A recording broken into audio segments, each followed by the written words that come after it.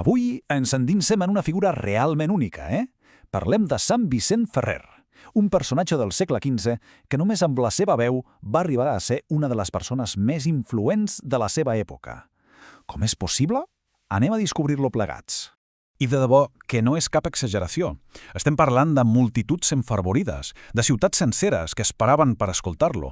La seva capacitat per comunicar era d'un altre nivell, un autèntic fenomen social molt abans que existissin els mitjans de comunicació que coneixem avui.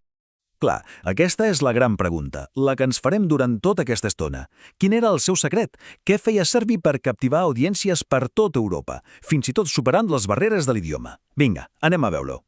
D'acord. Per entendre el seu impacte, el primer que hem de fer és situar el personatge. Qui era exactament aquest dominicà valencià? Perquè, ja us avanço, no era un simple frare, era una autèntica força de la natura.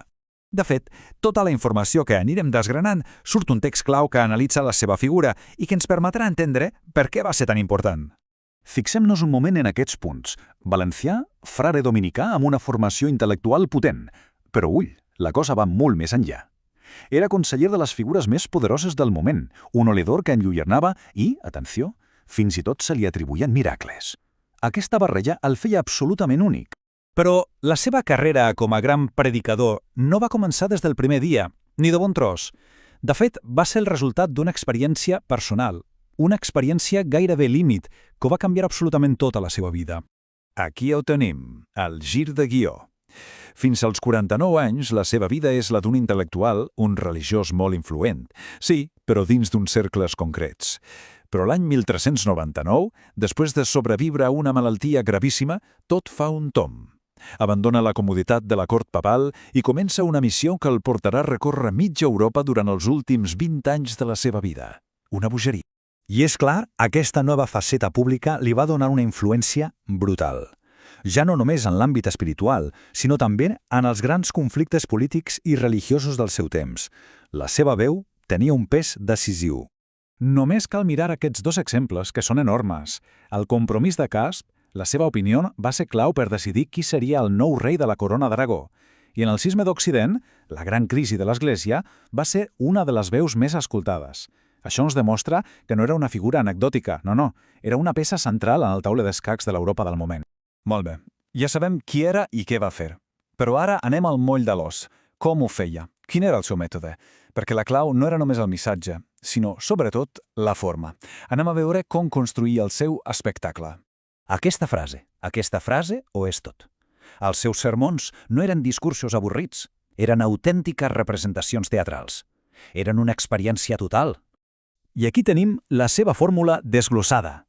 Primer de tot, un llenguatge que pogués entendre tothom, molt directe. Després hi afegia històries, anècdotes, diàlegs, coses que connectaven amb la gent. Però el toc final, el que ho feia espectacular, era la posada en escena. Gestos, crits i fins i tot interpretava les veus dels diferents personatges de les seves històries.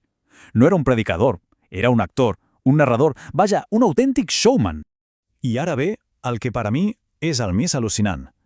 Tot i predicar sempre en valencià, el seu missatge arribava a gent que parlava altres llengües romàniques. Com pot ser? Doncs perquè la seva comunicació no verbal, l'entonació, els gestos, tot plegat era tan potent que transcendia les paraules. Era pura expressivitat. Molt bé, després d'aquests 20 anys frenètics recorrent Europa, quin va ser el llegat d'aquesta veu tan poderosa? Què ens ha arribat fins als nostres dies? Doncs mireu aquesta xifra. 280. Es conserven uns 280 dels seus sermons. És una autèntica barbaritat, un testimoni impressionant de la seva feina.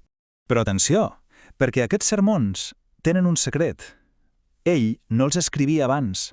Eren improvisacions pures i dures, autèntiques maratons que podien durar fins a 6 hores. El que conservem avui són les transcripcions que feien una mena de reporters que el seguien i prenien apunts com podien. O sigui que en realitat el que llegim és el ressò d'una actuació en directe. I tot això el converteix sense cap mena de dubte en la figura emblemàtica de la prosa religiosa en català del segle XV.